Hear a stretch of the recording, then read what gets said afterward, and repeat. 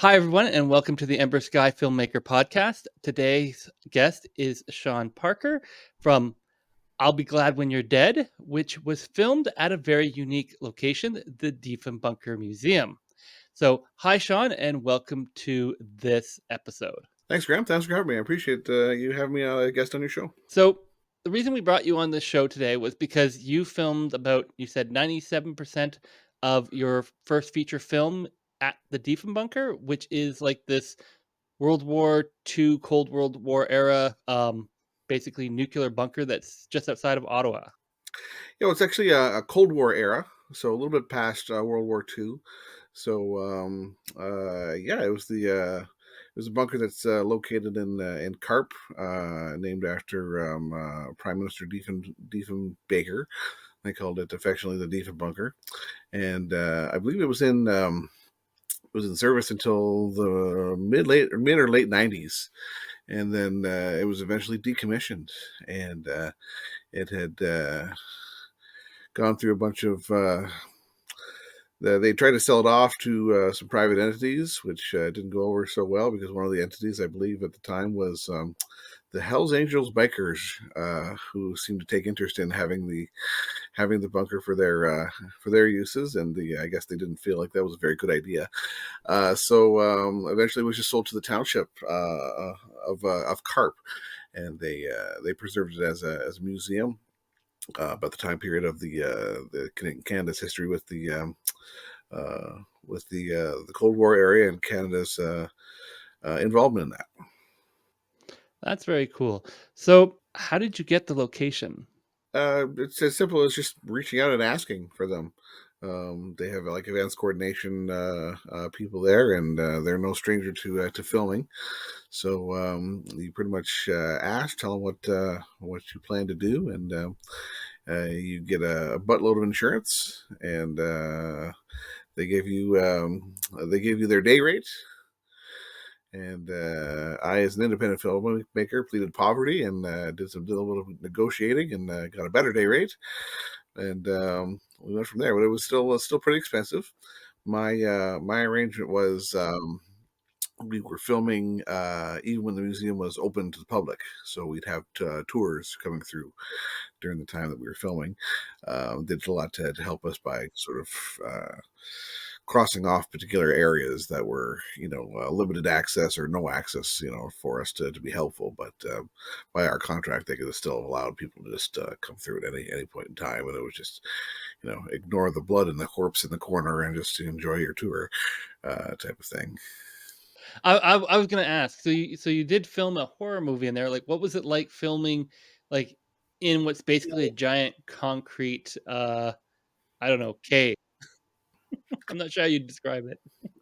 It has its challenges. I mean, obviously, you communication with the outside world is fairly limited when you're down there because you don't have.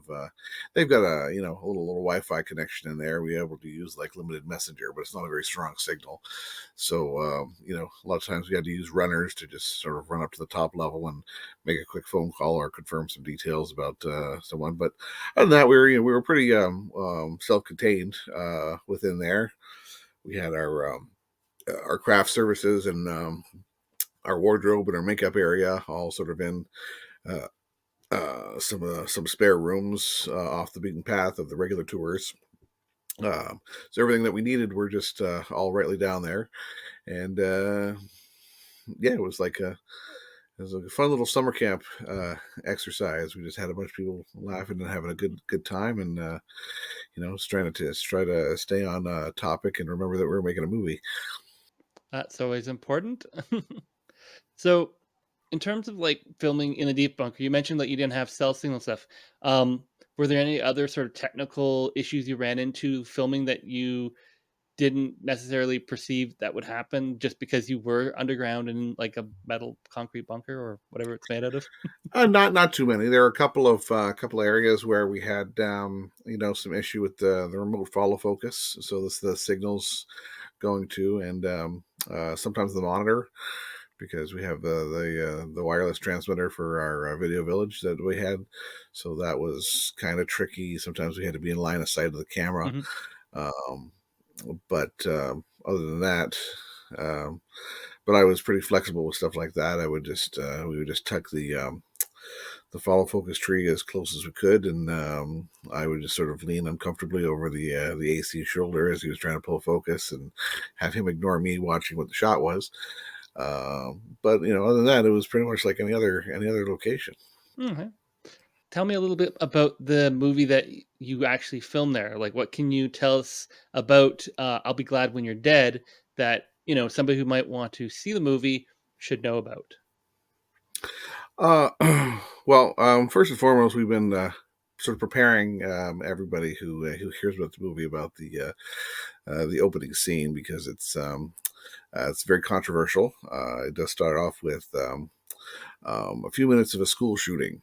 Um, the film itself takes place on the anniversary of the shooting, but we do touch base on it because it's pretty much the inciting incident that sort of sets things in motion. When we get back to our characters a year later, and that's a very touchy subject for a lot of people these days, just because of it's still an ongoing problem in the United States, where those shootings are an everyday scenario for a lot of people. And we wanted to make sure that we were upfront with anybody who's interested in the film, to know that that's part of it. It is not an about the shooting, but it is kicked off with the shooting, which is an important distinction. Um, and beyond that, it's just kind of your classic slasher thing. It's about on the anniversary of a high school massacre. A traumatized survivor falls in with a group of graduating high school bullies who are celebrating graduation inside the bunker, and they find themselves trapped inside with a mass killer, and then hilarity ensues. Okay. That sounds like it's going to be a very sort of deep movie. Um, not just deep because it's in an underground bunker, but like deep as in like the emotional drama that your characters are going to be going underneath. Oh, I can't say that correctly. Uh, Going through. There you go. Uh, Now, how far have you made it through the movie so far? We are more than 80% finished with our principal photography. Um, we were basically shooting it in chunks, because it was a pretty much no budget production. I had a little bit of money that was put into it. We did a small Indiegogo run, but as an unknown filmmaker. Um, we didn't really get too far with what we raised. We were looking to raise about $60,000, and then we got about eight out of it, which was not a bad amount. But since I'm unknown and untested filmmaker, I'm pretty well unknown with in the general populace. Um, but we went ahead and forged ahead. I put some of my own money into it, just because I was uh, meaning to get it done. Come hell or high water, I was going to make this movie, because it was something I had to prove to myself, that I was able to go out there and direct something of this scale. I had a previous experience with a lot of short form material with Okay. commercials back in the day, but nothing to Mm, this size. So that was very important for me to forge along, no matter what happened. So we shot it in blocks. We were supposed to have 12 days initially. Um, in the winter, just after January, we shot, like, well, I think late February, early March. Since I work in the film industry, and all of my colleagues also do their work there, we were aiming for periods where there weren't films happening at that point. Because I couldn't afford to pay everybody. Everybody was just gracious enough to lend me their talents, which I'm very appreciative of everybody's time and efforts into my movie. Um, so we did about 12 days earlier on in the year.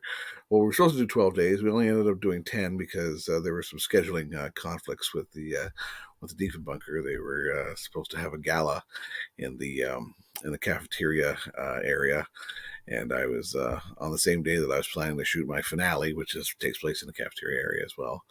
and we also had a scene in the Bank of Canada, but they had an artist in residency display that was set up in there, and they had extended it at that point. So there was a whole bunch of artistic dressing in there, and I couldn't shoot those scenes, so I had ended up postponing a couple of days and moving it to the second block because I always knew that I had to come back and do another couple of days because I had some exteriors and because it was wintertime and the movie actually takes place during a graduation period in the summertime that I needed to be able to do that without seeing 3 feet of snow. Mhm. Okay. So, I guess the next question is, what's the next steps for the movie, in order to get, I guess, principal photography done, and then you're on to post-production? Yeah, so we have a couple more days that we have a couple more days in the bunker that we have left to shoot, as well as another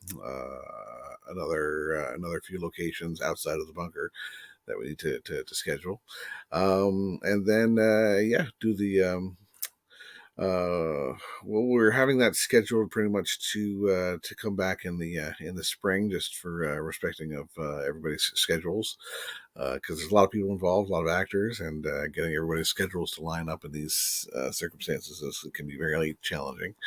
So our last round of shoots is going to be in the spring of 2024. And we're going to use the time to do an assembly of what we have so far. We're actually hoping to have a trailer done by the end of the month, so that we can reveal in the as part of our finishing funds campaign for because we're trying to raise a little bit more money to just do the tail end of the film and get into post production and maybe see what things need to be spiced up or what we might be missing to go back and reshoot those to make sure that we've got enough to make a really good looking movie. But yes, into post production, and then considering what our schedule is going to be for film festivals. We want to do the circuit with a number of different festivals in mind. Particularly, we're hoping to submit to Fantasia, Slam Dance, and there's dozens more horror type film festivals that we'd be interested in submitting to before moving on to other avenues for distribution. Okay.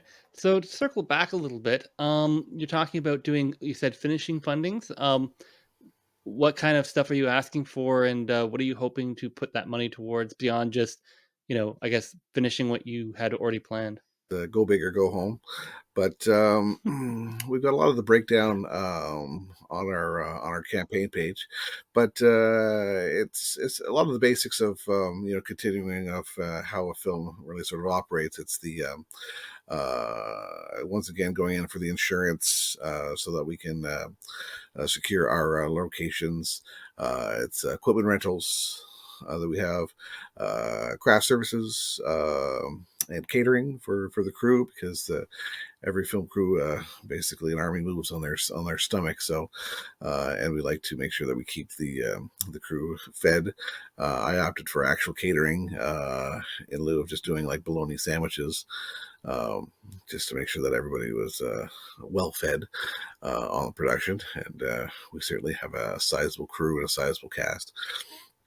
Um, Also things like effects, prosthetic effects, things like that, and uh, of course, we're always hoping within this is to have a little bit of money to put as honorariums to all of our great cast and crew. Because as much as I'm appreciative of their time, I like to be able to reward them with something that they can use to pay the bills and pay off their mortgage and feed themselves, things like that. And as well as in any funding campaign, when you're offering perks, you need to be able to pay for the actual manufacturing of any of these that are going on there. Yep, it's a big lofty goal, but a lot of these costs, they add up. Um, for instance, the location fee for the bunker is $1,000 a day, which is even on the discount, and that's about a more than a 50% discounted rate that they give me from their regular rates. Mhm. So we've shot 16 days in the bunker thus far, and so that's 16 grand in location fees. It's not a small chunk of change, that's for sure. No, no, not at all. So things like insurance is also a reality. We had to have about $2 million worth of insurance for the usage of the bunker, and about $1 million is standard for most places for you to be able to film anywhere, publicly and privately. Um, Mhm. as well, we have various equipment rentals. There's a lot of different things that go uh, into making a movie. So different camera equipment, grip equipment, lighting equipment, um, expendables, hair and makeup expendables, prosthetics, effects, things like that. Um, Even like for those, we had three of them for all the blood that we were spraying around in places, dressing blood and mouth blood, which are two different concoctions. Catering that got dropped off every day instead of just doing the bologna sandwich and bags of chips route that some of the low key independent films would be known for. But because I was very appreciative of everybody's time, so I felt that investment in the food was very important. Um, uh, and also, I'm hoping to have a little bit of money to use as an honorarium for everybody who's involved in the film as a thank you. Um, because I appreciate their time and their talents.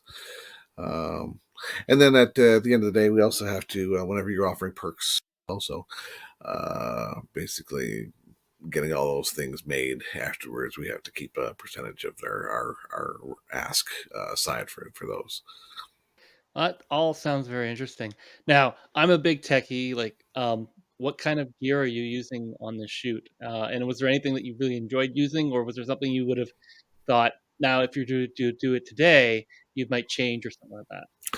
Um, I'm not very technically inclined myself. My skill set kind of goes more in the creative or the logistic sides. But we did shoot on the Red Komodo. We shot that in 4K. We had a relatively small package.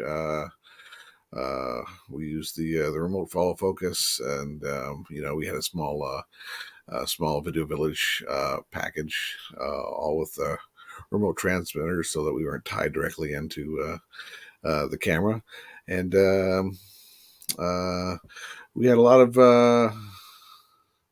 remote lights that we were using that were powered remotely from apps on the DP's phone and the gaffer's phone, so they could adjust the different settings, and different effects, flickering effects, different color effects, and all that was controlled by the app, which I thought was a great was a great tool for us to be able to use there.